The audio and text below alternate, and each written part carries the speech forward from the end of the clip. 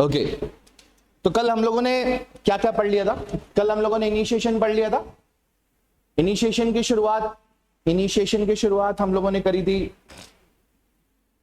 Initiation की शुरुआत हमने करी थी IF3 से, फिर IF1 और IF2 से। खुश रहिए। IF1 IF2 को लेकर आए थे ए साइड पर और 2 को ऊपर लेकर आए थे, प्लस GTP लेकर आए थे, फिर tRNA को लेकर आए थे, mRNA को लेकर आए थे, दोनों के बीच में पेयरिंग कराई थी, GTP की हाइड्रोलिसिस करी थी, सॉरी पहले IF3 रिलीज किया था, फिर IF3 रिलीज होने के बाद लार्ज सब यूनिट हमने लार्ज सब यूनिट इंस्टॉल कराई थी।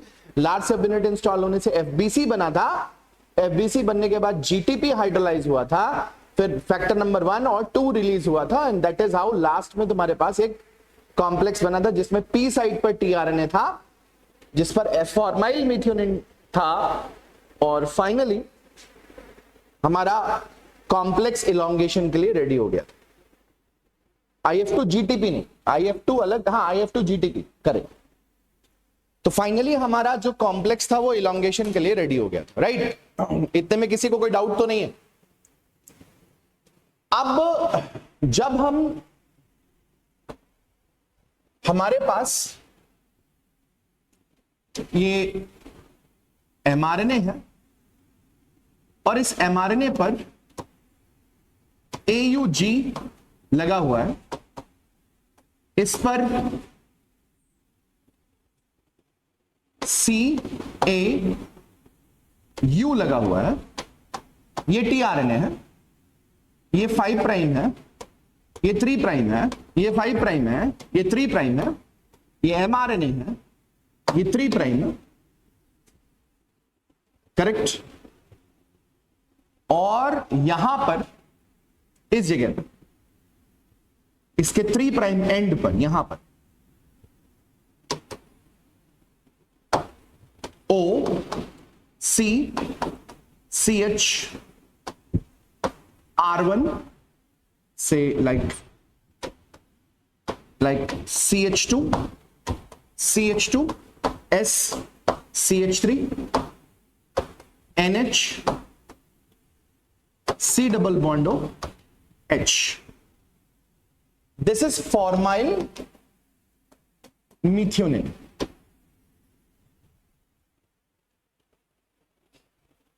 This is formyl methionine.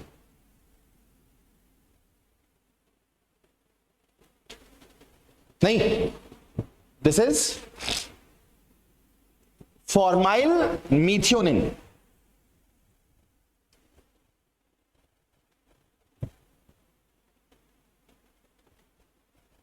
कोई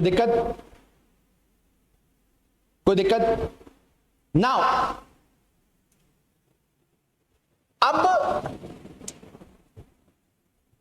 जो ये तुम्हारा हुआ है सेकेंड tRNA, मान लीजिए GUG, सेकेंड कोडॉन GUG, इस पर tRNA लेकर आने का काम इस पर A साइट पर, ये रही P साइट, A साइट पर tRNA लेकर आने का काम EF-TU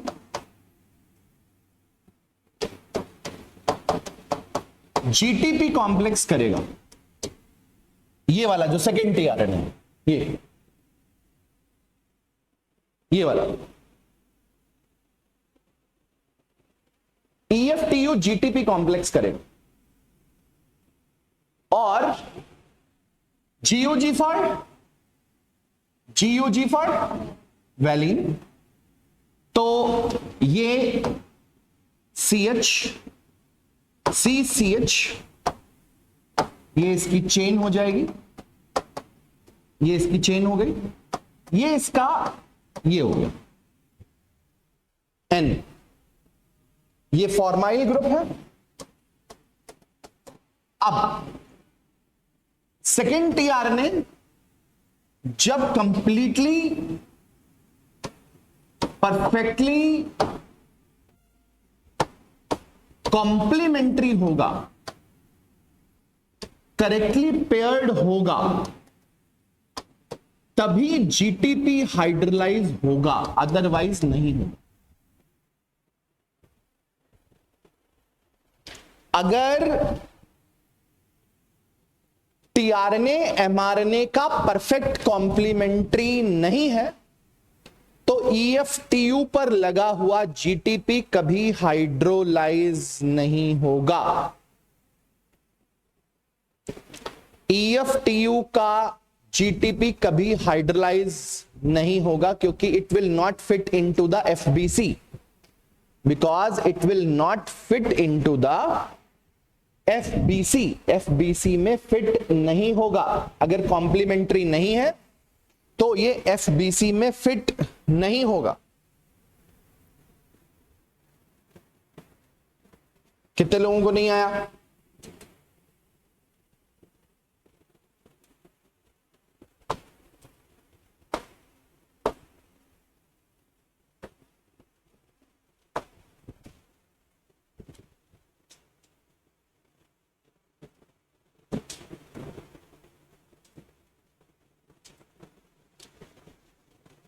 देखो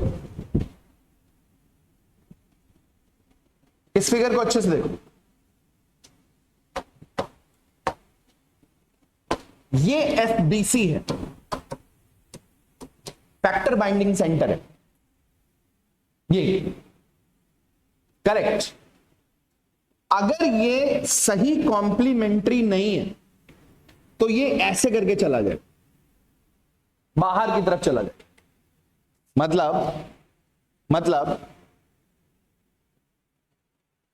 अगर ये परफेक्ट कॉम्प्लीमेंट्री है, करेक्ट पेयरिंग है, तो जीटीपी एफबीसी के अंदर रहेगा, जीटीपीएस के अंदर रहेगा। लेकिन अगर इनकरेक्ट पेयरिंग है तो जो जीटीपी, ये इनकरेक्ट पेयरिंग होती, जैसे यहां ए है तो यहां यू यू यू होता तो ये सीधा खड़ा होता और ये जीटीपी यहां होता।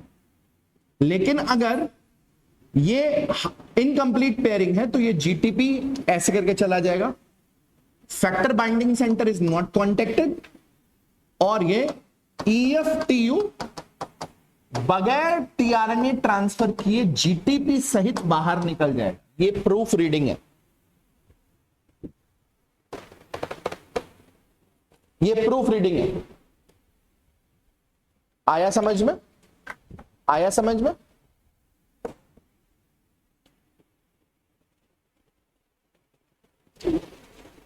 तो एक लाइन लिख सकते हो कि if incoming tRNA is not complementary to the mRNA, GTP will not be hydrolyzed. GTP will not be hydrolyzed. GTP will not be hydrolyzed. And EFTU will be released. EFTU will be released along with tRNA without hydrolyzing GTP. Without hydrolyzing GTP. Good morning. Without hydrolyzing GTP. इतना सभी को clear हो गया? इतना सभी को clear हुआ? इधर देखो, इधर देखो। So no GTP hydrolysis, EFTU tRNA is released.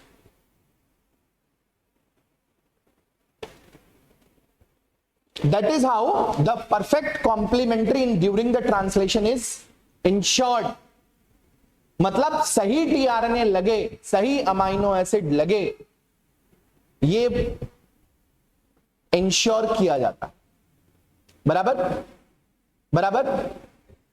कोई दिक्कत? कोई समस्या? कोई प्रॉब्लम? अब समझने की कोशिश करेंगे।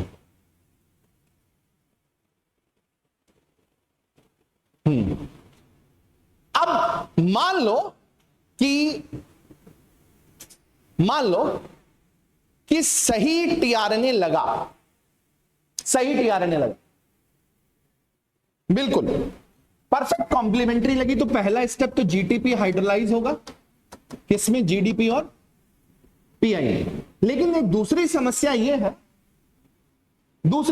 यह है कि ये अमाइनो एसिड और इस अमाइनो एसिड के NH2 के बीच में बहुत दूरी है,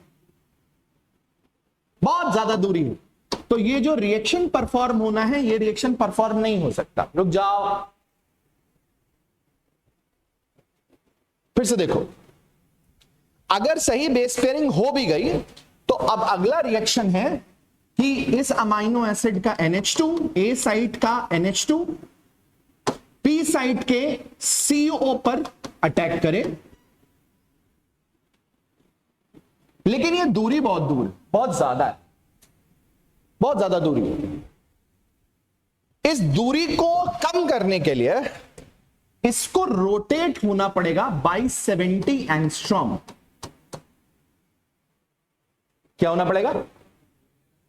और ये कैसे रोटेट होना पड़ेगा? जैसे मैं रोटेट कर रहा हूं, मेरा पैर अपनी जगह पर बिल्कुल एकदम स्थिर है, बराबर। अब देखना, मैं ऐसे, लाइक दैट, ऐसे, लाइक दैट, लाइक दैट। तो अगर ये अमाइनो एसिड इधर है, NH2 इधर है, CO उधर है, व्हाट आई नीड टू, मेरे हाथ में ये NH2 है, I need to rotate it like that. ये रोटेशन तभी संभव है कि अगर ये कॉम्प्लीमेंट्री परफेक्ट ना हो तो ये रोटेशन संभव नहीं होगा। इस फिनोमिना को एक्कोमोडेशन बोला जाता है।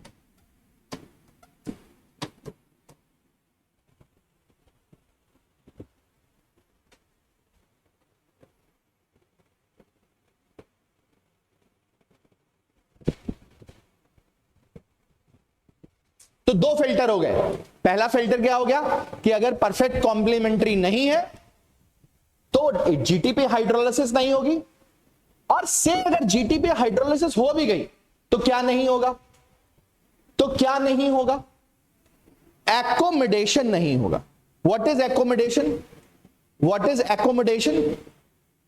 What is accommodation? एक्कोमोडेशन क्या है? To participate successfully in the peptidal transferase reaction, tRNA must rotate into the peptidal transferase center of the large subunit. The process is called as accommodation. During the accommodation, what?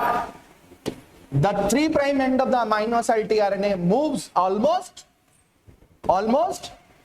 incorrectly paired tRNA frequently dissociate from the ribosome during the accommodation. Note कर लो, note कर लो।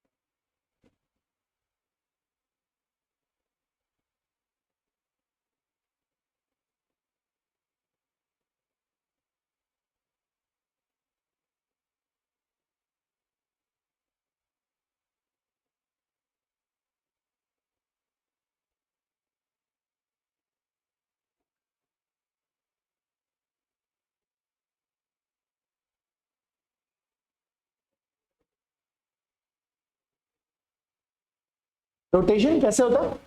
TRNA के secondary structure में change होने की वजह से। वही तो बोल रहा है।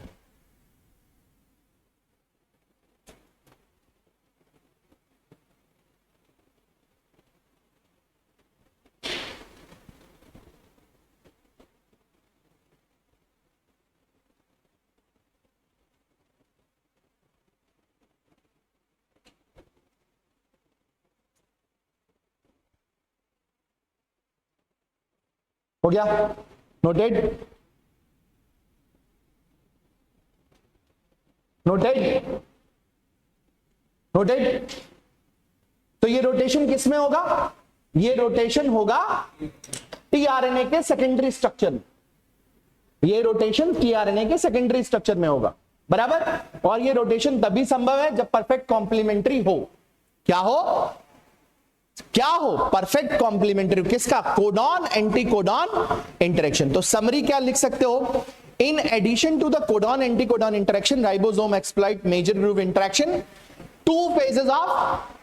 To phases of proofreading to ensure correct amino acyl tRNA binding to the A site. Each of these selectivity mechanism inhibits the retention of amino acid tRNA that do not form correct codon anticodon interaction. तो अगर correctly paired है तभी tRNA, तभी GTP hydrolysis होगी, और अगर correct pairing नहीं है ए साइट पर तो एकोमोडेशन नहीं होगा, पेप्टाइडल ट्रांसफरेज रिएक्शन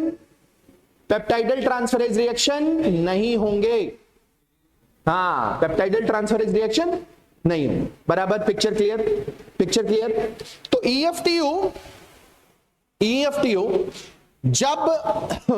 EFTU जब करेक्टली पेयर टीआरएनए को डिलीवर कर देता है तो अपना जीटीपी हाइड्रोलाइज करता है। इस जीटीपी को जीडीपी में बदलने वाली एक्सचेंज प्रोटीन इज EFTU। तो जीडीपी हटाकर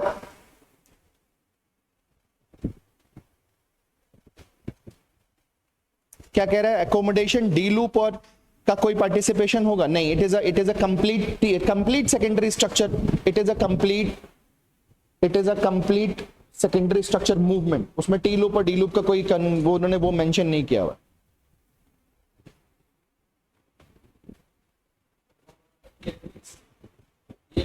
EFTS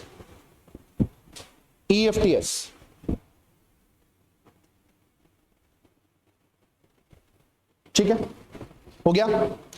तो EFTU जैसे ही करेक्टली पेयर्ड टीआरएनए को डिलीवर करेगा,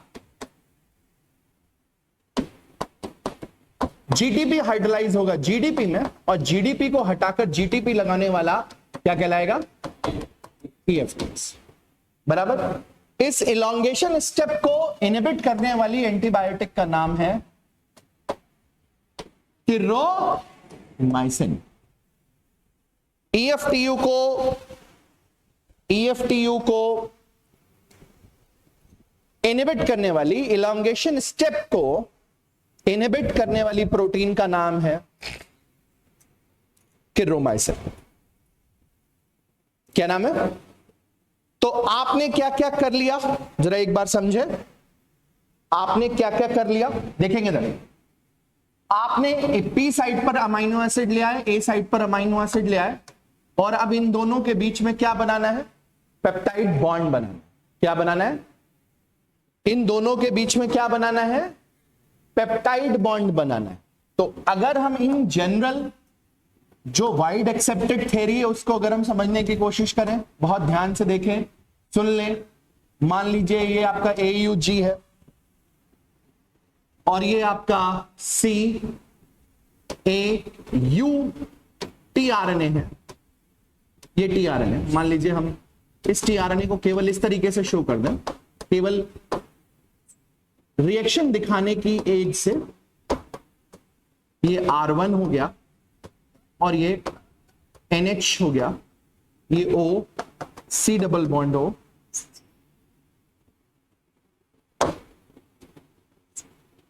बट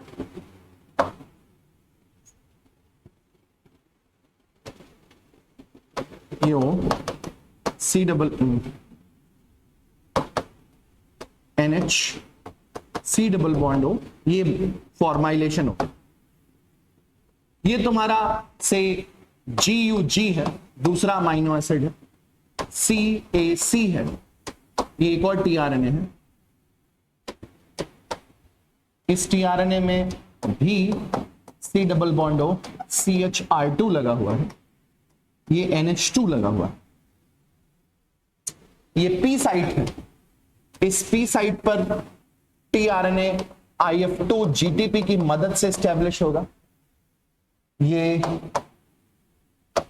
A साइट है, यहां पर टीआरएनए EFTU GTP की मदद से स्टैब्लिश होएगा। और अब ये रिएक्शन जहां पर हो रहा हो, ये रिएक्शन इसको बोलेंगे पेप्टाइडल ट्रांसफरेज 23S RRNA। जहां पर मैंने सर्कल किया, यहां पर वो रिएक्शन होगा पेप्टाइडल ट्रांसफरेज 23S RRNA यहां पर मौजूद होंगे। यहां पर बहुत सारी प्रोटीन होंगी, L23 लार्ज प्रोटीन्स होंगी, क्योंकि लार्ज सब यूनिट है। लार्ज सब यूनिट कैसा है, ऊपर हमने स्मॉल सब यूनिट शो किया हुआ। अब ये रिएक्शन इन जनरल जो अंडरस्टैंडिंग है, उस जनरल अंडरस्टैंडिंग के लिए रिएक्शन कैसे होगा, हम ये सब पहले मिटा रहे हैं, फिर उसके बाद बात करेंगे।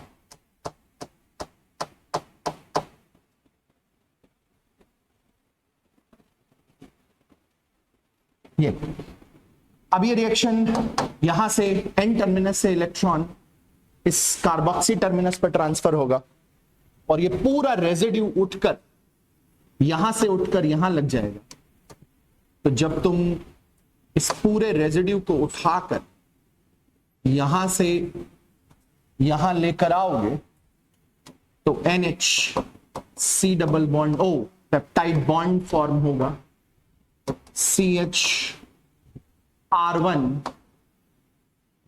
NH double bond O formyl methionine. तो ये A साइट हो गई, और यहां पर जो tRNA होगा उसका जो एडेनिन होगा उसका 3' OH ऐसे दिखाई देगा। That is how this reaction will take place. So this was second, and this was first. तो सबसे आगे फर्स्ट रहेगा, उसके पीछे सेकंड रहेगा। किसी को डाउट? किसी को डाउट?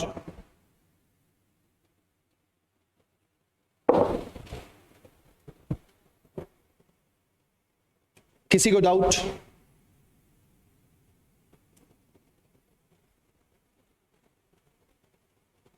किसी को डाउट?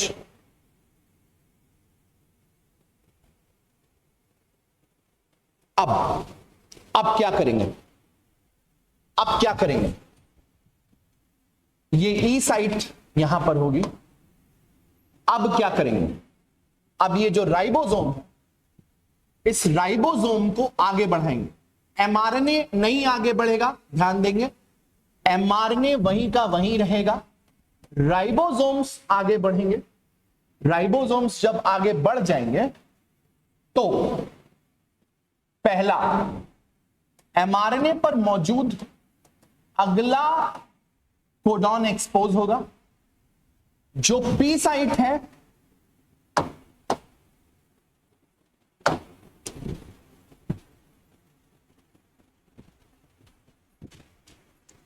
पहले ई पी ये है, ये सिस्टम जब केवल ये वाला सिस्टम अब आगे बढ़ेगा तो ये ई हो जाएगा, ये पी हो जाएगा और ये ए हो जाएगा। अगला टीआरएनए EFTU फिर लेकर आएगा, EFTU GTP लेकर आएगा, U परफेक्ट कॉम्प्लीमेंट्री है तो GTP हाइड्रोलाइज, परफेक्ट कॉम्प्लीमेंट्री है तो ये पेप्टाइड बॉन्ड बना पाएगा। अगर परफेक्ट कॉम्प्लीमेंट्री नहीं है, अगर परफेक्ट कॉम्प्लीमेंट्री नहीं है तो इस NH2 का ट्रांसफर यहां नहीं होगा, NH2 का ट्रांसफर नहीं होगा। फिर से जब तुम आगे बढ़ाओगे तो P और A के बीच में 23S RRNA मिलेगा, पेप्टाइडल ट्रांसफरेज रिएक्शन मिलेगा, और अब ये पूरा एंटाइटी, ये तो बाहर ई साइड पर आ गया, ये तो तुम देखोगे अभी ई साइड पर आ गया, ये निकल जाएगा, ये ई साइड पर आ गया तो ये बाहर निकल जाएगा, क्योंकि जैसे तुम आगे खिसकाओगे तो अब ये वाला पूरा अमाइनो एसिड कॉम्प्लेक्स, ये वाला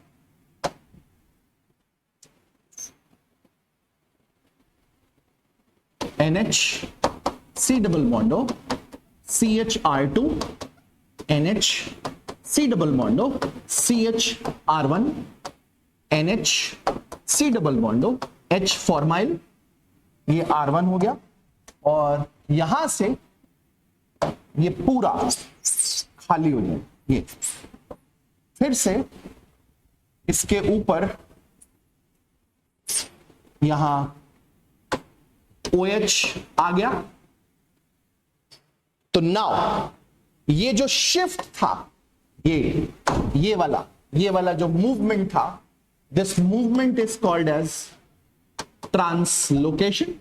it is catalysed by EFG GTP complex. This is catalyzed by EFG GTP complex. EFG GTP complex.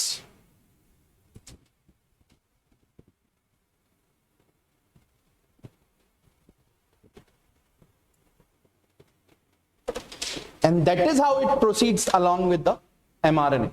Ribosome mRNA पर खिसकते रहते हैं।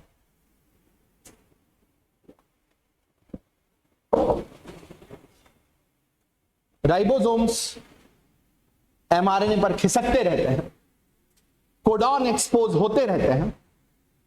ध्यान देना, मैं जो बोलने की कोशिश कर रहा हूं, राइबोसोम mRNA पर खिसकते रहते हैं। जो मैं बोलने की कोशिश कर रहा हूं उसको विजुअलाइज करो। राइबोसोम mRNA पर खिसकते रहते हैं, कोडॉन एक्सपोज होते रहते हैं, EFTU नए tRNA लाता रहता है, पेप्टाइड बॉन्ड फॉर्मेशन होता रहता है। पेप्टाइड बॉन्ड फॉर्मेशन होते ही tRNA ब्लैंक हो जाता है, tRNA पर कोई अमाइनो एसिड नहीं बचता है। फिर से EFG आता है, ट्रांसलोकेशन होता है, जिस पर सारे के सारे अमाइनो एसिड है वो P साइट पर आ जाता है, A साइट फिर से ब्लैंक हो जाती है, A साइट पर मौजूद कोडॉन पर EFTU GTP फिर से tRNA लेकर आता है। ये tRNA फिर से पेप्टाइड बॉन्ड फॉर्म करता है। फिर से जब पेप्टाइड बॉन्ड फॉर्म होता है तो पूरी मेंटाइटी उठकर A साइट पर चली आती है। A साइट पर चलने आने के बाद EFG ट्रांसलोकेट करता है, कोडॉन नए कोडॉन एक्सपोज होते हैं, फिर से EFG लेकर आता है, and so on and so fourth. This is happening.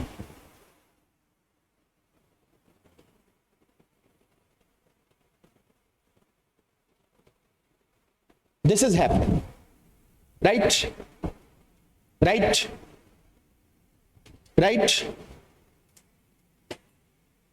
Clear? अब यहां पर मान लीजिए जैसे ही राइबोसोम आगे बढ़ा, मान लीजिए राइबोसोम आगे बढ़ा, और राइबोसोम आगे बढ़ते ही, जैसे अगर हम राइबोसोम आगे बढ़ाने की कोशिश करें तो अब यहां आ जाएगा E, यहां आ जाएगा P और यहां आ जाएगा A।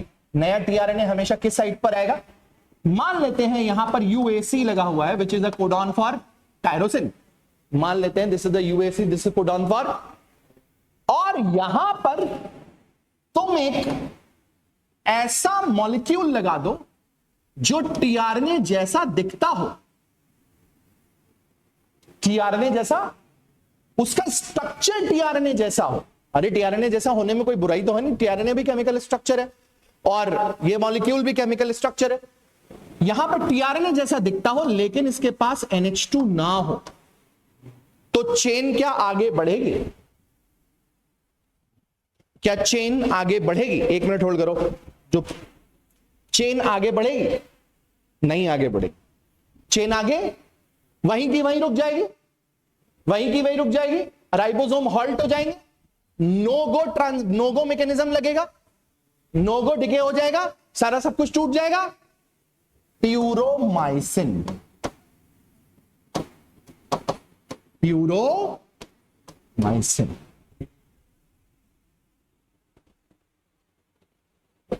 Puromycin mimics tyrosinyl tRNA। Puromycin mimics tyrosinyl tRNA। Puromycin mimics tyrosinyl tRNA। Puromycin mimics tyrosinyl tRNA।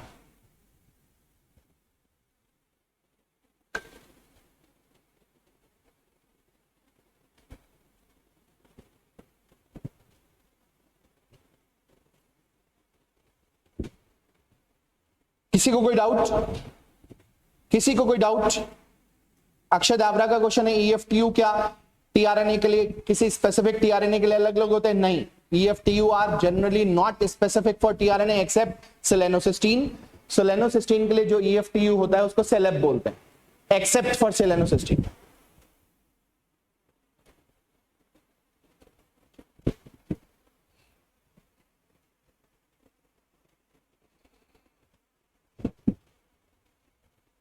ठीक है, हो गया, हो गया। Is it right? Is it right? Is it right? Is it okay? Clear? ठीक है। नाउ अब जैसे जैसे राइबोसोम्स आगे बढ़ता है, अच्छा यहां पर दो इंपॉर्टेंट कॉन्सेप्ट्स और हैं, बहुत डिटेल्ड है और बहुत टेक्निकल है। पहला डिटेल है how peptide bond is formed. मैं पिछले 5 सालों से तो पढ़ा ही रहा हूं यार, आज तक नहीं पूछा गया, and I am really hopeless. मैं क्यों पढ़ाता हूं? कोई नहीं पढ़ाता तो मैं क्यों पढ़ाता हूं? मैं पागल हूं क्या? दूसरा, हाउ EFG catalyzes ट्रांसलोकेशन। ये दोनों कॉन्सेप्ट मैं पिछले, जब से मैं कोचिंग पढ़ा रहा हूं, जब से मैं कोचिंग इंडस्ट्री में हूं तब से पढ़ा रहा हूं।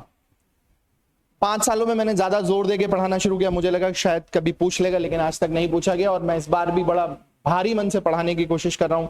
मुझे मालूम नहीं आएगा नहीं आएगा, लेकिन फिर भी देख लेते हैं। ऐसे ही 2019 में मैंने टीएमआरएनए पढ़ाना बंद कर दिया था। मैंने कहा बक टीएमईएम साले पूछते है नहीं है, और वो 2022 में टीएमआरएनए आ गया। तो मैं नहीं जानता आएगा कि नहीं आएगा, बट अपनी जिम्मेदारी है, पढ़ा देता हूं, समझ लीजिए। तो कैसे पेप्टाइड बॉन्ड फॉर्म होता है, what is a chemical mechanism for the peptide bond formation, उसको देख लेते हैं एक बार। तो पेप्टाइड बॉन्ड फॉर्मेशन के लिए जो थ्योरी दी गई, उस थ्योरी का नाम है प्रोटॉन शटल थ्योरी या प्रोटॉन शफल थ्योरी। दो शटल थ्योरी मानते हैं क्या? टीएमआरएनए ना, टीएमआरएनए तो आया है, वो तो मुझे भी मालूम। तो प्रोटॉन शटल थ्योरी ये कहती है कि कोई भी वाटर मॉलिक्यूल रिलीज नहीं होता। पहली बात सुन लीजिए, नोट बाद में करिए। और इसमें पेप्टाइड बॉन्ड फॉर्मेशन में जो शुगर है, कहां की शुगर? अब इस मैकेनिज्म को अच्छे तरीके से देखना शुरू करिए, हो सकता है शायद आपको क्लिक कर जाए। मैं दूसरे कलर से बनाना, क्योंकि रेड तो है ये ए साइट है और ये पी साइट। ये ए साइट का टीआरएनए है, उसका अमाइनो एसिड है, और ये पी साइट का टीआरएनए जिस पर बहुत सारे अमाइनो एसिड लगे हुए ऑलरेडी। ये एडेनिन शुगर है, एडेनिन की जो शुगर है वो है, और इसके 3 प्राइम से सारे के सारे अमाइनो एसिड चेन जुड़ी हुई है। इतनी इंफॉर्मेशन किसी में कोई दिक्कत तो नहीं है, इतनी इंफॉर्मेशन में किसी को कोई दिक्कत तो नहीं है। फिर से देख लीजिए, और ये 2 प्राइम OH, 3 प्राइम पे OH होगा नहीं, इसको भूल जाओ, 3 प्राइम पे कोई OH होगा नहीं, क्योंकि ये 2 प्राइम पे OH। तो होता क्या है? सबसे पहले ए साइड के NH का H 2 ऑक्सीजन ग्रैब करता है, 3 प्राइम का ऑक्सीजन 2 प्राइम के H को ग्रैब कर लेता है, और ये लोन पेयर इस कार्बन पर अटैच करता है। तब जाकर ये बॉन्ड टूटता है, और जब बॉन्ड टूटता है तो ये ऐसे होता है। पूरा का पूरा सिस्टम यहां पहुंच जाता है। This is called as 2 prime OH theory, 2 prime OH catalysis theory, proton shuttle theory, जिसमें कोई वाटर मॉलिक्यूल रिलीज नहीं हो। फिर से समझ लीजिए एक बार, स्टेप नंबर 1, ए साइड का जो NH है, जो अभी बनाया था NH2, जिससे हमने इलेक्ट्रॉन दिए थे, इसका एक H 2 प्राइम लेता है, 2 प्राइम का H 3 प्राइम पर चला जाता है, और कार्बोक्सी टर्मिनस N पर पहुंच जाता है। This is known as 2 prime OH theory. इसको लिख लीजिए, क्योंकि फिगर से क्वेश्चन आए ना आए, लेकिन यहां से क्वेश्चन जरूर आ सकता है। मैं बोलता हूं the 2 prime OH the 2' OH of the final A, the 2' OH of the final A in the peptidal transferase is critical for the peptide bond formation. Based on this finding, it has been proposed that hydrogen component of the 2' OH participate in the proton shuttle. In this model, as the bond broken, the 3' OH extract hydrogen from the 2' hydroxy 2 OH and extract hydrogen this. बस इतना note कर लो, कहानी हो गई. केवल question directly figure दे ना दे, लेकिन theory से क्वेश्चन डायरेक्टली आ सकता है.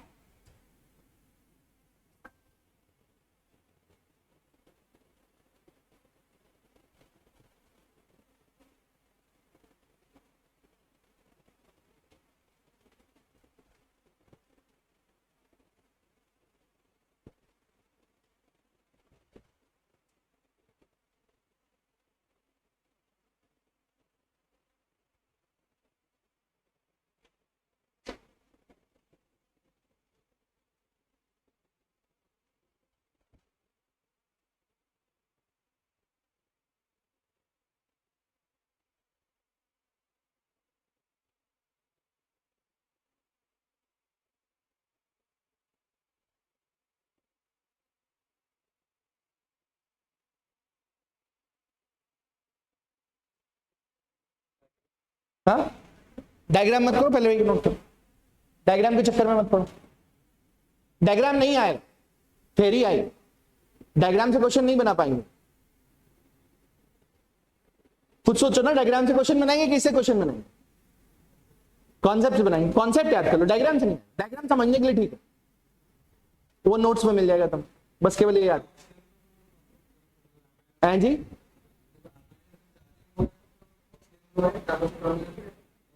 हाँ बिल्कुल,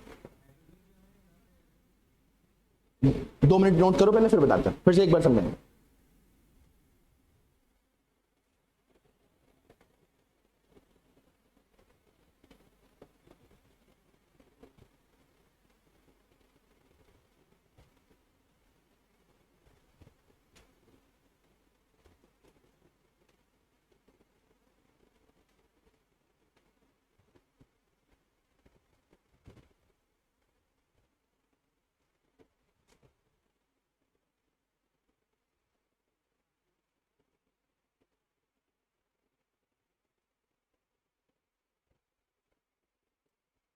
नोटेड. एक बार फिर से समझाना है क्या? ये एक बार फिर से समझाना है क्या? एक बार फिर से समझाना है क्या? चलो देखो, एक बार फिर से समझाता है. इधर देखो, इधर देखो, ये शुगर है, इसके साथ यहां पर एडेनिन लगा हुआ है, और यहां पर C डबल बॉन्ड O, और ये तुम्हारी चेन लगी हुई है. हम अब चेन, अब देखो इधर R3 R2 R1, अब ये चेन बनाने नहीं जा रहे हैं, ठीक. और ये तुम्हारी कौन सी साइड है? ये P साइड है. ये tRNA है, यहां पर mRNA लगा हुआ, ये ऐसे, राइट. अब ये तुम्हारा दूसरा tRNA आया, ये दूसरा tRNA तुम्हारा O C double bond O CH R4 है, ये R3 R4 है, और ये तुम्हारा क्या है? NH2 है. क्या है ये? NH2 है, और ये 2' OH. यहां पर भी शुगर है, लेकिन हमने वो मेंशन नहीं करी, केवल इंपॉर्टेंट है ये वाली शुगर. अब होता क्या, कहानी कैसे होती? ये वाला H इसको चला जाता है,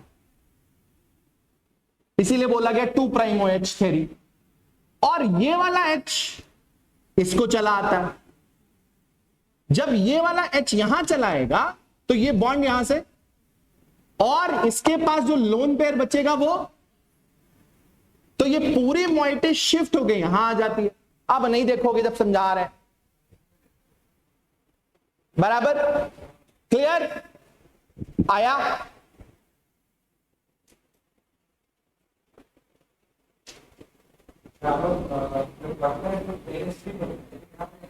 NH2 लगाया जाता है. हाँ यस, NH3 कभी भी नहीं होता. हाँ NH3 किस लिए नहीं होता है? क्योंकि यहां पर आयोनाइज्ड बिहेवियर शो नहीं हो रहा ड्यू टू राइबोसोमल बिहेवियर।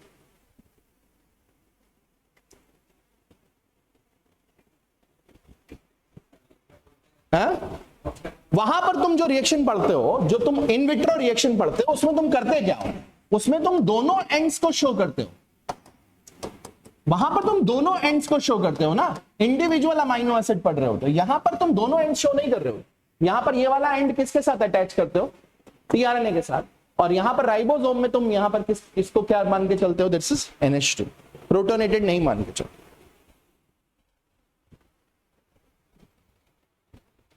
तो जब इंडिविजुअल अमाइनो एसिड को जोड़ोगे, इसीलिए तुम कोई भी बुक मुझे दिखा दो, कोई भी बुक मुझे दिखा दो, कहीं लेरिंजर वगैरह तुम मुझे दिखा दो, वहां पर डायरेक्टली पेप्टाइड बॉन्ड को जोड़ते हुए नहीं दिखाया गया।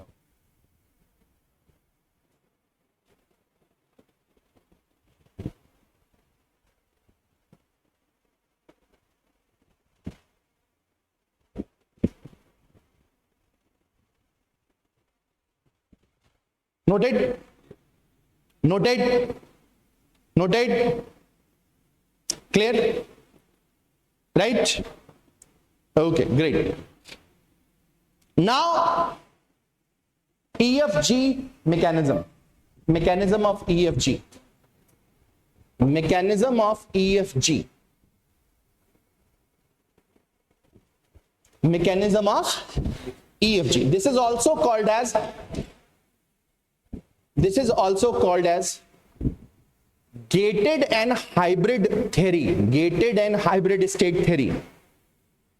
Gated and hybrid state theory. Gated and hybrid state theory. चलिए अब यहां से समझने की कोशिश करते हैं। यहां से समझने की कोशिश करते हैं। सब लोग अपने अपना दिमाग लगाएंगे। क्वेश्चन मुझे आज तक उम्मीद नहीं है कि क्वेश्चन पूछा जाएगा, फिर भी देख लो, समझने की कोशिश करो। सब लोगों को दिख रहा है फिगर?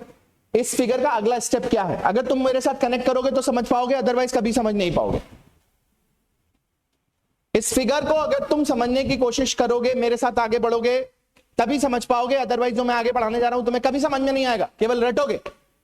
मुझे यह बताओ, इस फिगर के बाद अगला स्टेप क्या है? इस वाले फिगर के बाद अगला स्टेप क्या है?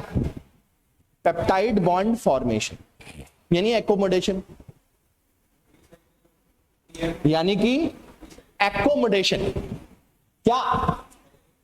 अरे बाबू, इसके बाद पेप्टाइड बॉन्ड ही तो फॉर्म होएगा, नहीं फॉर्म होएगा?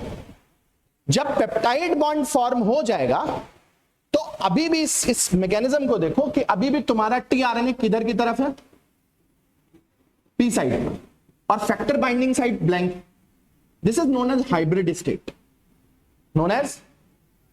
This is known as hybrid state, this is known as hybrid state. सुन लो सुन लो सुन लो, नोन एज हाइब्रिड स्टेट। इस हाइब्रिड स्टेट का मतलब यह हुआ कि ना तो तुमने अभी पूरी तरीके से पेप्टाइड बॉन्ड फॉर्म किया है, ना तो तुम अभी पुरानी वाली स्टेट में आए हो, ना तो तुम नया अभी पेप्टाइड बॉन्ड बनाने की कंडीशन में हो, और ना ही तुम अभी नए अमाइनो एसिड के लेने की कंडीशन में हो। इसीलिए इसको क्या बोलते हैं? हाइब्रिड स्टेट, यानी कि तुम्हारी वाली स्टेट। अब अगर नया पेप्टाइड बॉन्ड बनाना, इसके बाद का नया टास्क क्या है? इसके बाद नया टास्क ये है, इसके बाद नया टास्क ये है कि ये राइबोसोम आगे बढ़ जाए, राइबोसोम आगे बढ़ जाए। ये सिस्टम किस पर चला है? ये पूरा सिस्टम, ये पूरा सिस्टम किस पर चला है? जो ब्लैंक टीआरएनए है वो कहां आ जाए? पी साइड पर। और नए कोडॉन पर क्या आके लग जाए? टीआरएनए, और उससे क्या हो जाए? Peptide bond. ये तुम्हारा अगला टास्क है। तो अगले टास्क को कंप्लीट करने के लिए तुम्हें सबसे पहला स्टेप क्या करना पड़ेगा? राइबोसोम को आगे बढ़ाना पड़ेगा। राइबोसोम को आगे बढ़ाने के लिए जो प्रोटीन आएगी उसका नाम है EFG GTP complex. All right, all right, everybody all right, everybody all right, everybody all right. अब ये भाई साहब देखो कैसा है, इसका शेप देखो कितना अच्छा है। इसका शेप भी किसकी तरीके से, टीआरएनए की तरीके से होता है। इसका शेप भी किसकी तरीके से होता है, टीआरएनए के जैसा होता है। और कहां आकर बाइंड करेगा ये आकर बाइंड करेगा EFG GTP कॉम्प्लेक्स ए साइड पर, जहां पर ऑलरेडी सारा का सारा सिस्टम मौजूद है, बराबर। GTP हाइड्रोलाइज होगा और ये राइबोसोम को आगे बढ़ाएगा, राइबोसोम को आगे बढ़ाएगा। और राइबोसोम जैसे ही आगे बढ़ेंगे EFG कहां रह जाएगा, EFG GTP कहां रह जाएगा, और बाकी सारा सिस्टम कहां चला आएगा। राइबोसोम देखो, एमआरएनए में पी साइट वगैरह नहीं होती पी साइट किसमें, राइबोसोम। तो राइबोसोम आगे बढ़ गया तो पी साइट आगे बढ़ गई, टीआरएनए वहीं का वहीं रह गया, टीआरएनए वहीं का वहीं रह गया और एमआरएनए भी वहीं का वहीं रह गया। नहीं आया। कितने लोगों को ये कॉन्सेप्ट नहीं आ रहा, ये कॉन्सेप्ट कितने लोगों को क्लियर नहीं हो रहा, ये कॉन्सेप्ट कितने लोगों को क्लियर नहीं हो रहा है। इतना तो क्लियर हो गया होगा, नहीं क्लियर हो रहा, अभी भी नहीं क्लियर हो रहा। बाबू देखो इधर, जिसको जिसको नहीं क्लियर हो रहा, ये एमआरएनए है, देखो जिसको जिसको नहीं क्लियर हो रहा, ये एमआरएनए है और रुक जाओ, ये एमआरएनए है और ये टीआरएनए, ये दोनों बहुत स्ट्रांगली बाउंड है। अगर इसके ऊपर रखे हुए कवर को तुम आगे बढ़ा दो, ये दोनों यहीं रह जाएंगे और कवर आगे बढ़ जाएगा। कवर जब आगे बढ़ जाएगा तो यहां पर पी साइट आ जाएगी, यहां पर पी साइट आ जाएगी और यहां पर क्या आ जाएगा, ए साइट आ जाएगी। कवर आगे बढ़ गया ना, तो ये पी साइट यहां आ जाएगी, ए साइट यहां आ जाएगी, सिंपल।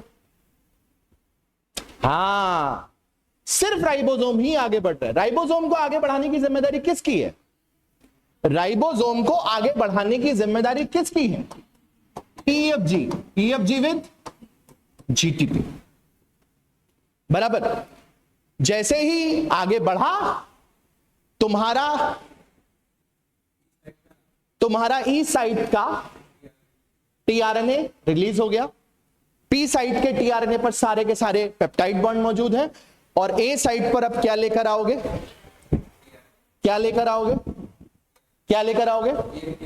EFTU लेकर आओगे टीआरएनए, बराबर। इतना क्लियर है,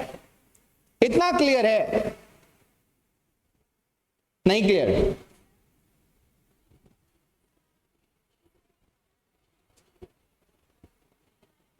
क्योंकि उसका काम क्या है, उसका काम है, EFG का काम है इसको पीछे धकेलना ताकि राइबोसोम आगे बढ़ जाए। अगर वो मूवी देखी है तुमने गोलमाल, उसमें वो क्वेश्चन पूछता है कि तुम में से पिज्जा किसने खाया, तो 3 लोग पीछे हट जाते हैं और आधी आगे आ जाता है, राइट। ये मैं कैसे आगे आ गया, धमाल है वो, अच्छा सॉरी, धमाल है, जो भी है, अच्छा धमाल है वो, ओके। मानव, आदि मानव, आदि यू आर सो स्मार्ट,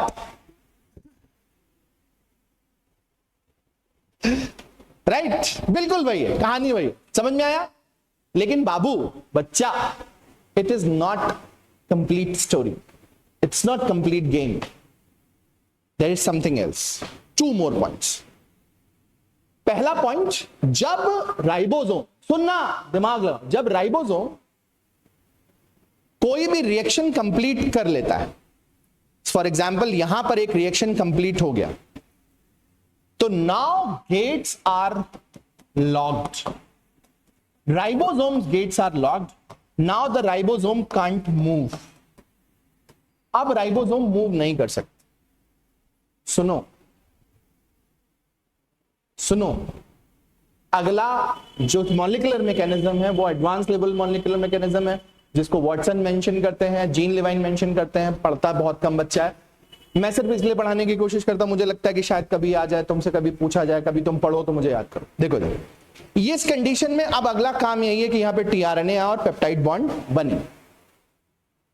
इस कंडीशन में राइबोसोम का स्टेबल होना बहुत जरूरी है। राइबोसोम हिलने डुलने नहीं चाहिए, अपनी पोजीशन को चेंज नहीं करना चाहिए। इस कंडीशन में गेट्स लॉक्ड रहते।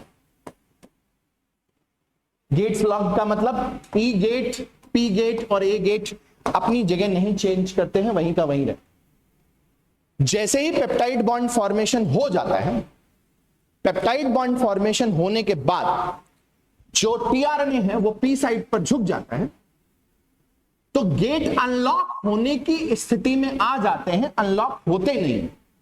इसको हाइब्रिड स्टेट बोलते। कौन सी स्टेट बोलते हैं? अब गेट अनलॉक अगर हो गए, गेट खुल गए, तो now the ribosomes are ready to move. These gates are actually unlocked by EFG।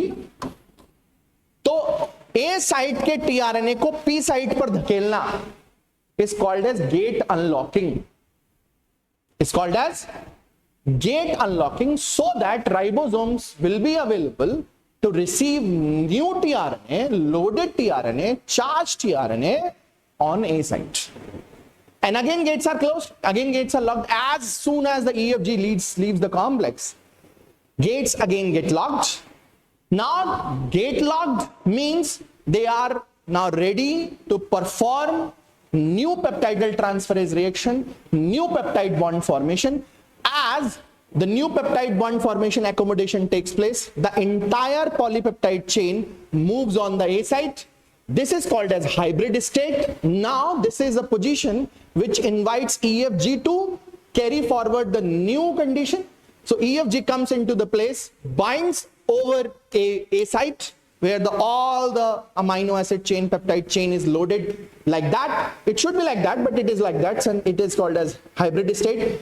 EFG comes like that along with the GTP. This incoming, this entry of EFG GTP complex translocates, opens the gate of ribosome, and it moves like that. I mean, ribosomes move ahead, it remains same. So it is like that. Now the EFG remain over there. EFG, now EFG enters onto the A site, pushes all the tRNA backward and moves, and hence you see this condition. This is gate unlocking situation. This is gate unlocking situation. So EFG GTP complex unlocks the gate for the movement of ribosome. Right? ये जो मैंने तुम्हें समझाया, ये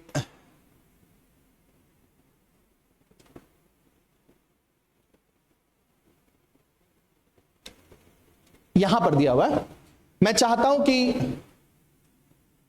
तुम यहां से पढ़ना शुरू करो, क्योंकि तुम्हें ज्यादा अच्छे से क्लियर होगा। यहां से पढ़ना शुरू करो, तुम्हें ज्यादा अच्छे से क्लियर होगा। मैं मानता हूं क्वेश्चन नहीं आएगा, कभी नहीं आएगा। जीटीपी हाइड्रोलिसिस बोल बोल के पढ़ोगे, अपने मन में बोल बोल के पढ़ो। नहीं, कोडॉन एंटीकोडॉन डिसमेंटल नहीं होता। कोडॉन एंटीकोडॉन कहां डिसमेंटल हो जाएगा? Codon anticodon ribosome tRNA mRNA interaction dismantle होना। देखो ये जो बंधन है ना, ये वाला, ये कोडॉन एंटीकोडॉन वाला, ये तो बहुत स्टेबल, ये नहीं हिलने का। लेकिन इस पर जो राइबोसोम लगे हुए हैं उनको हिला देना अनलॉकिंग द गेट कहलाता है। अब ये राइबोसोम कूद करके ऐसे करके पहुंच गया, this is due to unlocking the gate, and this unlocking is done by EFG.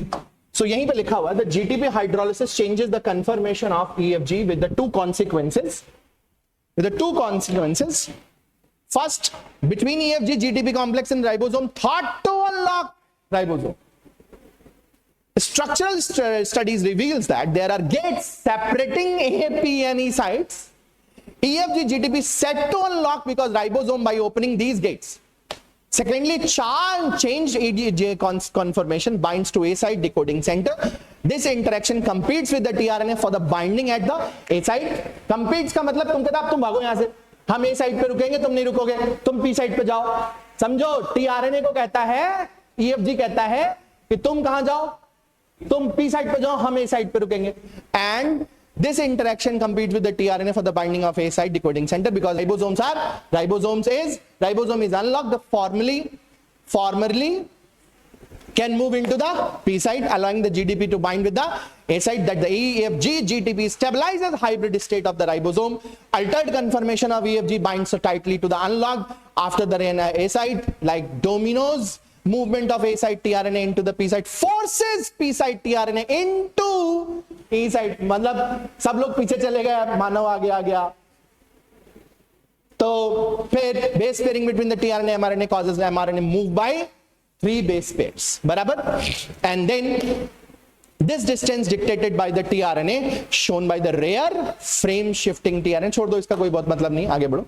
Completion of the translocation is a clockwise rotation subunit back into the starting position. इसका भी कोई मतलब नहीं, बस इतना याद रखो. EFG GDP complex causes gate unlocking for the translocation. भाई पानी पिलवा दो शशांक, ठंडा मतलब.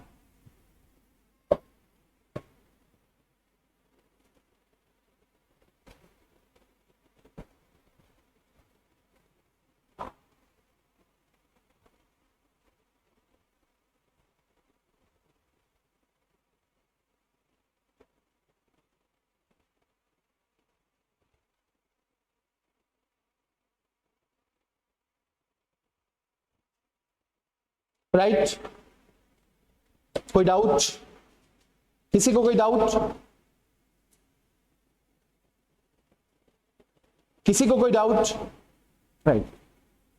तो गेट अनलॉकिंग का क्वेश्चन आ जाए, तो क्वेश्चन अगर आ जाए, who unlocks the gate of the ribosome, who unlocks the gate of the ribosome, बस हो जाए. अब स्टोरी मॉलिक्यूलर मैकेनिज्म्स आगे बढ़ते हैं. किधर बाइंड करते हैं, किधर बढ़ते हैं.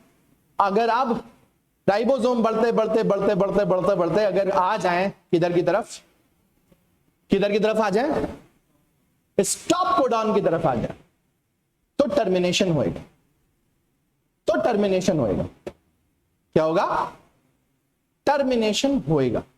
तो हेडिंग डालो टर्मिनेशन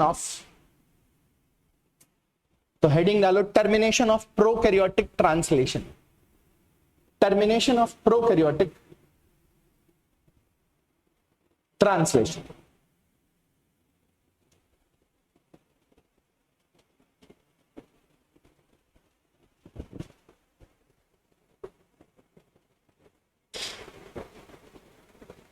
सर ये मॉलिक्युलरिटी में भी तो बहुत प्रिसाइज मैकेनिज्म है, इसको इवॉल्व होने में कितने ट्रायल एंड एरर हुए होंगे. तुम्हें शायद जानकर खुशी भी होगी, आश्चर्य भी होगा. ये जो मैकेनिज्म तुम देख रहे हो, इसको डिस्कवर करने में एक इंडियन का हाथ. एनीबडी नोज उस इंडियन का नाम? एनीबडी नोज उस इंडियन का नाम? यस. हाँ, ये बहुत गहन तपस्या के बाद चीजें समझ में आती कि कौन सी किस. Anybody knows? शायद तुमको कभी बताया भी नहीं. जा कोई जानता है? कभी किसी ने सुना है? नहीं सुना. हमारे बड़ौदा के एक साइंटिस्ट, बड़ौदा में पैदा हुए एमएससी फिजिक्स के एक scientist doctor Ramakrishnan, professor Ramakrishnan, वो इंग्लैंड गए.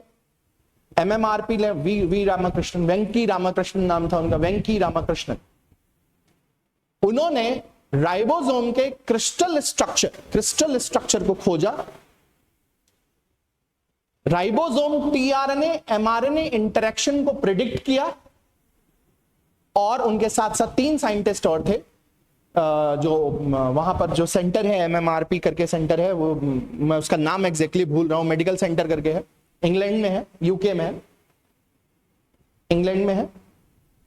2009 में उनको नोबेल मिला, doctor Venky Ramakrishnan. And he was physicist turned biologist. He was expert of X-ray diffraction. He learned biology and deep biology. कितनी बायोलॉजी जिस इंसान ने पूरे जीवन भर कभी बायोलॉजी की बुक नहीं पकड़ी, MSc physics, PhD in biophysics, PhD biophysics से करने के बाद ऑक्सफोर्ड चले गए। ऑक्सफोर्ड में जाकर उन्होंने राइबोसोम्स पे काम करना शुरू किया। राइबोसोम तुमको क्या लगता है कोई सॉलिड मास है, पत्थर है जिसके ऊपर एमआरएनए लगा हुआ है और टीआरएनए लगा हुआ है? नहीं। राइबोसोम्स क्या है? राइबोसोम ऊन के गोले की तरीके से है, समझो। राइबोसोम ऊन के गोले की तरीके से, जैसा ऊन होता है ना, घर में स्वेटर वेटर बिना जाता होगा, आपको बिनते नहीं बिनते पता नहीं, स्वेटर वेटर जो बिना जाता, तो हाँ, ऊन के गोले जैसा होता है। उस ऊन के गोले में जो रस्सी, जो ऊन है वो आरएनए है, और जो बीच बीच में अगर तुम कंकड़ फंसा दो तो वो प्रोटीन्स है, और उन ऊन के बीच में एक लंबा धागा, मोटी सी रस्सी लगा दो तो वो एमआरएनए है, और उस रस्सी के ऊपर एक और मॉलिक्यूलर इंटरेक्शन लगा दो तो वो tRNA. The most complicated system of the biology is ribosome, rRNA, mRNA and tRNA interaction. That is why he was awarded with the Nobel Prize.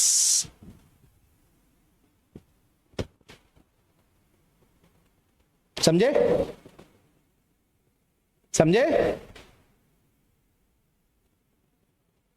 Yes. Chemistry में इसलिए दिया गया क्योंकि it is a purely chemistry, not a biology. और तुमको एक बात बता दूं, खास बात बता दूं, जिन्होंने टीआरएनए का स्ट्रक्चर खोजा था वो कौन थे? जिन्होंने टीआरएनए का स्ट्रक्चर खोजा था वो कौन थे? अरे एलानाइन टीआरएनए का स्ट्रक्चर खोजा था वो कौन थे? अबे हॉलेन Khorana, doctor H G Khorana, doctor Hargobind Khorana. Doctor Hargobind Khorana DU से दिल्ली यूनिवर्सिटी से एमएससी केमिस्ट्री थे।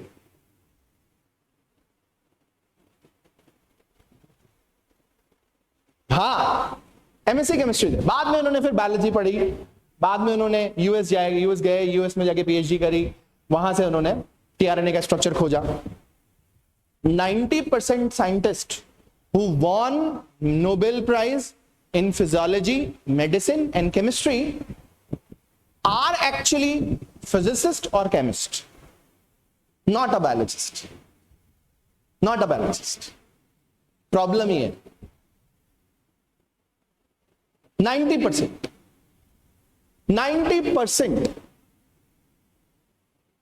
रीजन बिहाइंड कोई भी मैकेनिज्म बगैर केमिस्ट्री और फिजिक्स के एक्सप्लेन ही नहीं किया जा सकता। और अगर कोई मैकेनिज्म केमिस्ट्री और फिजिक्स के बगैर एक्सप्लेन नहीं किया जा सकता तो रिसर्च भी बगैर केमिस्ट्री और फिजिक्स के नहीं की जा सकती। एक छोटा सा एग्जांपल बताता हूं। श्रुति मैम आजकल वुंड रीजनरेशन, वुंड हीलिंग और बर्न रीजनरेशन पे काम कर रही हैं। उन्होंने अपने मटेरियल में बोरॉन का यूज किया, बोरेट का इस्तेमाल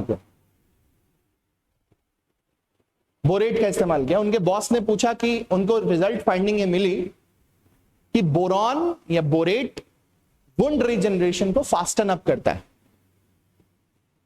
उनके बॉस ने उनसे पूछा कि क्यों बोरॉन वुंड रीजनरेशन को बढ़ा रहा है, वुंड हीलिंग को बढ़ा रहा है, कैसे बोरेट बढ़ाता है?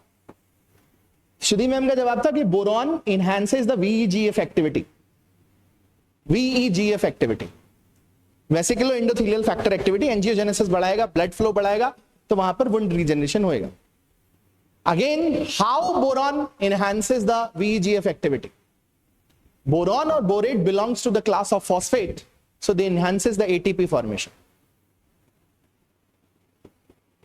बोरेट का स्ट्रक्चर आप देखिए और फॉस्फेट का स्ट्रक्चर देखिए, आर्सेनेट का स्ट्रक्चर देखिए, they all are same. Arsenate is inhibitory, borate is activatory. So once you do not know the chemistry, you can't do the research.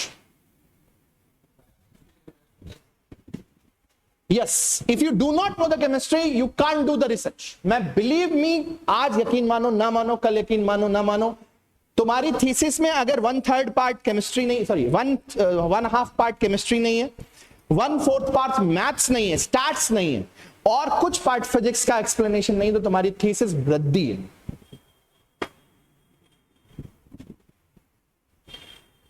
इसीलिए बहुत सारे लोग जो पीएचडी करके निकलते हैं वो कहते हैं पीएचडी करने का कोई फायदा नहीं, क्योंकि तुम्हें आई नहीं ना। प्रॉब्लम तो ये है, ऑलवेज वो गाइड चूज करना जिस गाइड की अप्रोच में केमिस्ट्री हो, जिस गाइड की अप्रोच में फिजिक्स हो, जिस गाइड की अप्रोच में मैथ्स हो, अप्रोच अगर मैथमेटिकल है, अप्रोच अगर केमिकल है, तो तुम ये मान के चलना तुम्हारा जीवन उज्जवल है। तकलीफ होगी, बहुत तकलीफ होगी, बहुत बहुत बहुत बहुत। जैसे शुरू शुरू में जब तुम दौड़ना शुरू करते हो तो पैर दर्द करते हैं ना, 2-3 महीने हाथ पांव बहुत पेन करता है, बहुत ज्यादा पेन होता है। जब कुछ भी नया पढ़ते हो तो दिमाग दर्द करता है, तकलीफ होती है, लेकिन वो तकलीफ तुम्हें नए रास्ते की तरफ, नए जीवन की तरफ लेके जाती है, अच्छे जीवन की तरफ लेके जाती है, तुम्हें अच्छा साइंटिस्ट बनाए। शुरू में जो रास्ते आसान लगते हैं वो हमेशा खराब भविष्य की तरफ लेकर जाते हैं। हमेशा टफ रास्ते, मुश्किल रास्ते, जिन रास्तों पे चलना थोड़ा मुश्किल होता है, जिन रास्तों पे कंफर्ट जोन ज्यादा होता है, वो रास्ते हमेशा आपको मुश्किलों में लेकर जाएंगे। कंफर्ट जोन कम है, जैसे जैसे कंफर्ट जोन कम हो जाएगा, तकलीफ बढ़ेगी, वैसे वैसे आप अच्छे उज्जवल भविष्य की तरफ जा रहे हैं। हमेशा याद रखना, मेरी बात है, मैं बहुत कोई ज्ञानी ज्ञानी नहीं, मैं सिर्फ इतना बोलना चाहता हूं कि हमेशा उस गाइड के अंडर में पीएचडी करना जिसकी केमिस्ट्री अच्छी हो, जिसकी फिजिक्स अच्छी हो, जिसकी मैथ्स अच्छी हो, बायोलॉजी तो सबकी अच्छी हो। तुम खुद से सोचो, एक फिजिसिस्ट बायोलॉजी में आके नोबेल जीत सकता है, एक बायोलॉजिस्ट नहीं जीत पाया। जिसने बायोलॉजी जीवन भर पढ़ी वो नोबेल नहीं ले पाया। बायोलॉजी फिजिक्स वाले आके नोबेल लेके चले गए, केमिस्ट्री वाले आके नोबेल लेके चले गए, मैथमेटिशियन नोबेल लेके चले गए। क्यों? बायोलॉजी वाले क्यों नहीं ले पाए? क्योंकि अप्रोच का फर्क। और मैं तुम्हें डिटेल नहीं कर सकता वो अप्रोच क्या है। अप्रोच सिंपल है, आपकी बायोकेमिस्ट्री अच्छी है, यू विल थिंक डिफरेंटली। आपकी मैथ्स अच्छी, यू विल थिंक डिफरेंटली। आपकी फिजिक्स अच्छी, you will think differently. Right? हमेशा याद रखें, जेआरएफ क्वालिफाई करने के बाद हमेशा उस गाइड का बहुत बहुत मान देना, जो आपकी हर चीज में केमिस्ट्री ढूंढता हो, फिजिक्स ढूंढता हो, मॉलिक्यूलर मैकेनिज्म ढूंढता हो, बस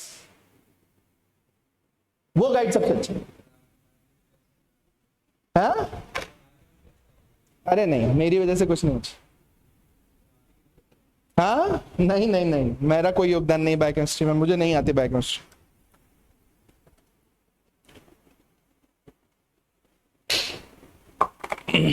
चलो आगे बढ़ो।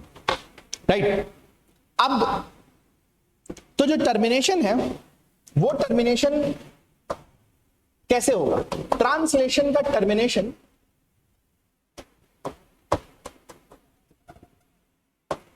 का जो टर्मिनेशन है वो टर्मिनेशन किस तरीके से होगा? पहला, स्टॉप कोडॉन। रुक जाना, नोट नहीं करना, मैं जो बता रहा हूं उसको ध्यान रखोगे, कभी भूलोगे नहीं टर्मिनेशन। पहला stop codon. Stop codon mRNA पर मिलते हैं। जो मैप दे रहा हूं उस मैप को संभालो। स्टॉप कोडॉन एमआरएनए पर मिलते हैं। ये एमआरएनए पर जो स्टॉप कोडॉन है उनको रिलीज फैक्टर रिकॉग्नाइज करते हैं, उनको रिलीज फैक्टर रिकॉग्नाइज करते। इन रिलीज फैक्टर का काम होता है डिसमेंटलिंग। राइबोसोम को राइबोसोम से अलग करना। पहली डिसमेंटलिंग होगी पेप्टाइड चेन की। डिसमेंटलिंग, जो पेप्टाइड चेन बन रही है वो पेप्टाइड चेन पहले रिलीज होगी, सबसे पहले पेप्टाइड चेन रिलीज होगी, इसीलिए इसका नाम रिलीज फैक्टर। दूसरा, डिसमेंटलिंग ऑफ राइबोसोम, जितने भी राइबोसोम्स आपस में जुड़े हुए हैं वो सब डिसमेंटल हो। और तीसरा, प्रीमैच्योर इनहिबिशन होगा ताकि दोबारा ट्रांसलेशन शुरू ना हो सके। ये काम होंगे, इन्हीं के अंतर्गत पढ़ना है।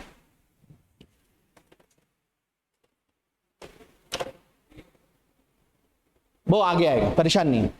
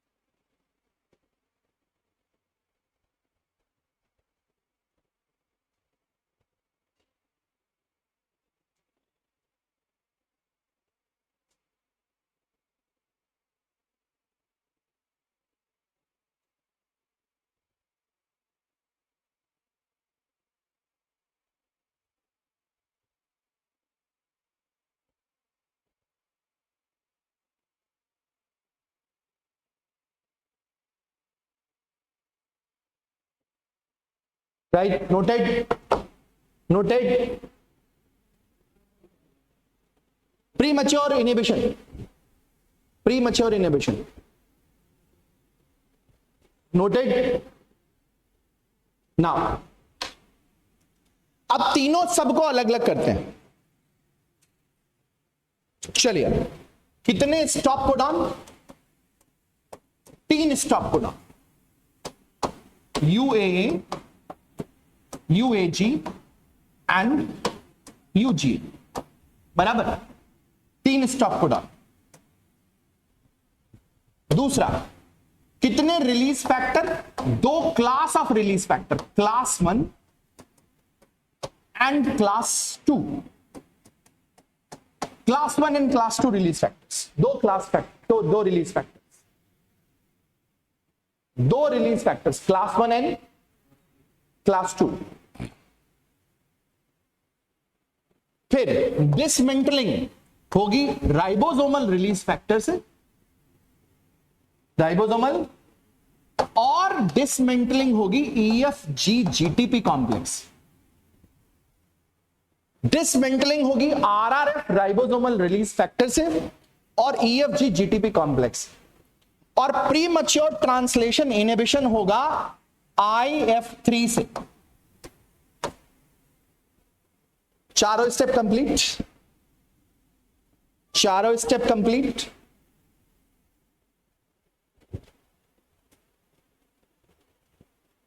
भूलोगे तो नहीं? भूलोगे तो नहीं?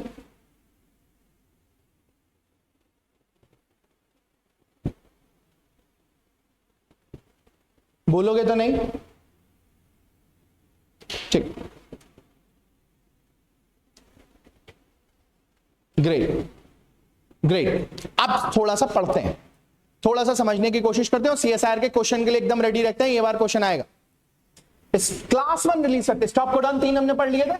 अब यहां से class 1 release factor stop codon को रिकॉग्नाइज करते हैं, trigger the hydrolysis of peptide chain at the P site. P site पर prokaryotes have 2 classes of release factor, number 1 RF1 and RF2. ध्यान देंगे, प्रोकैरियोट्स में RF1 और RF2. RF1 recognizes UAG, RF2 recognizes UGA, and both recognizes UAA.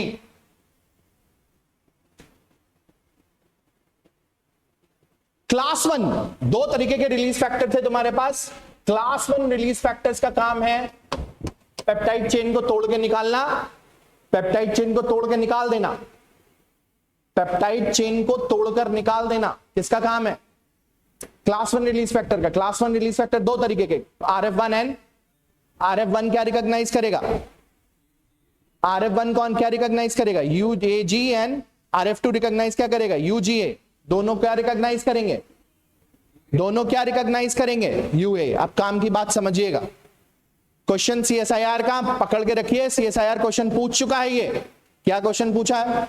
देखिए इधर, जो class 1 release factors हैं, जैसे RF1 है, RF1 है, RF1 में एक GGQ मोटिफ पाया जाता है, ग्लाइसिन ग्लाइसिन ग्लूटामिन. ये पी साइट पर मौजूद पेप्टाइड चेन को तोड़ने का काम करता है. कौन? RF1 का GGQ मोटिफ. रुक जाना, CSIR का क्वेश्चन है.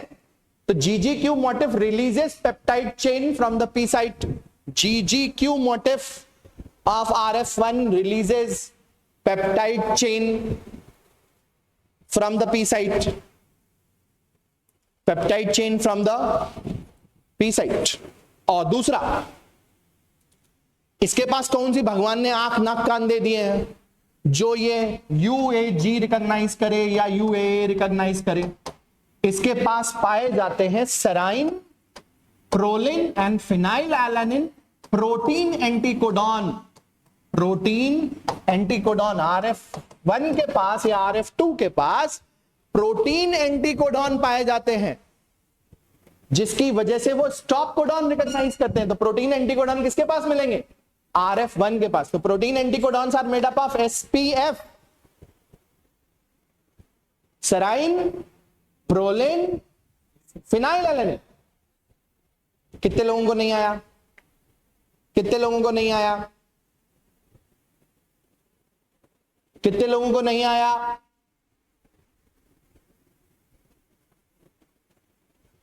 नहीं आया। चलो यहां से देखना शुरू कर दो, यहां से देखना शुरू कर दो।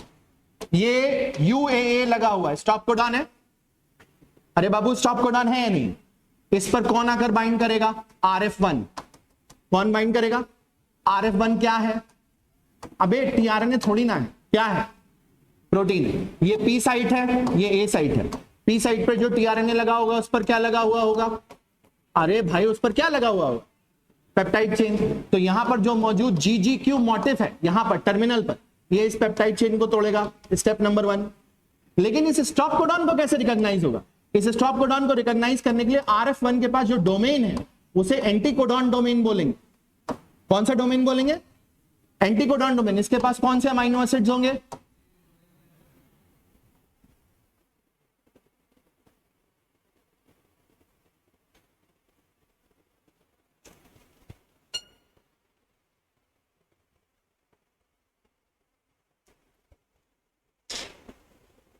All right, all right, all right,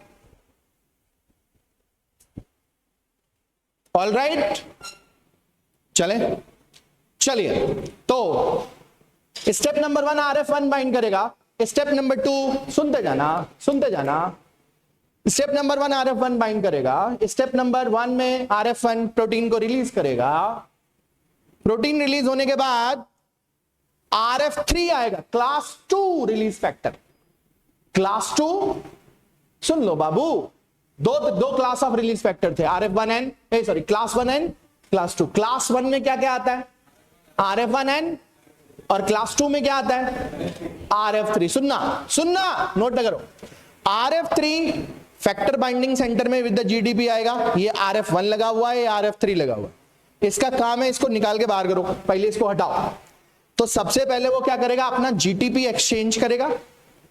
RF3 GTP बनेगा। जैसे ही RF3 GTP बना तुरंत RF1 यहां से रिलीज हो जाएगा, रिलीज फैक्टर रिलीज हो गया। अब P साइड पर और E साइड पर दो टीआरएनए मौजूद है, और A साइड पर क्या मौजूद है? RF3 GTP मौजूद है। RF3 GTP मौजूद है। जैसे ही ब्लैंक मिला तुरंत GTP हाइड्रोलाइज हुआ। अब राइबोसोम पर कुछ नहीं, राइबोसोम पर ब्लैंक टीआरएनए है और ए साइट खाली है। अब काम शुरू होता है डिसमेंटलिंग का। किसका काम शुरू होता है? डिसमेंटलिंग का। डिसमेंटलिंग कौन कराएगा? अभी तुमने लिखा। अरे बाबू डिसमेंटलिंग कौन कराएगा? अभी तुमने लिखा। कौन कराएगा डिसमेंटलिंग? कौन कराएगा डिसमेंटलिंग? देखो इधर, देखो सबसे पहले RRF आएगा। अभी लिखवाए हैं, बुद्धि तो काम करती नहीं। सबसे पहले कौन आएगा? फिर कौन आएगा? EFG GTP। सारे के सारे टीआरएनए हटाएगा। EFG GTP जैसे सारे के सारे टीआरएनए हटाएगा, राइबोसोम अलग अलग हो जाएंगे। और अब प्रीमैच्योर ट्रांसलेशन इनिशिएशन को रोकने के लिए पिक्चर क्लियर, पिक्चर क्लियर। फिर से सुनेंगे, फिर से सुनेंगे, फिर से सुनेंगे। ये रहा राइबोसोम, ये रहा राइबोसोम, ये रहा P साइट, ये रही A साइट। यहां पर टीआरएनए और टीआरएनए के साथ जुड़ा हुआ कौन? अरे यहां पर जुड़ा हुआ कौन? Peptide chain. यहां पर आ गया UAA। UAA को रिकॉग्नाइज करने के लिए क्या आ गया तुम्हारा? UAA को रिकॉग्नाइज करने के लिए क्या आ गया तुम्हारा? RF1 या RF2, जो भी तुम्हारा स्टॉप कोडॉन है, UAA, UAGN, UGA, जो भी RF1 या RF2। इनका GGQ मोटिव क्या करेगा? GGQ मोटिव क्या करेगा? यहां से चेन को रिलीज करेगा, राइट। अब जब रिलीज हो गया, इनको हटाने के लिए RF1 और RF2 को हटाने के लिए कौन आएगा? RF3 GDP आएगा। और जैसे ही ये हटेंगे तुरंत इनको हटाने के बाद वो क्या लग जाएगा? GTP लग जाएगा। कंफर्मेटरी चेंजेस है, ज्यादा दिमाग मत लगाना। फिर से RF3 किस में चेंज हो जाएगा? GDP में चेंज हो जाएगा। तो that is how what will be created a ribosome with E side tRNA, P side tRNA and A side blank. E side tRNA, P side tRNA with A side. अब क्या लाओ? और क्या लाओ? अबे और क्या लाओ? जिसकी वजह से सब कुछ रिलीज करा दो और प्री मैच्योर ट्रांसलेशन रोकने के लिए स्मॉल सब यूनिट के ई साइड पर किसे बाइंड करा दो. That is how your termination of the prokaryotes happens. All good? All good?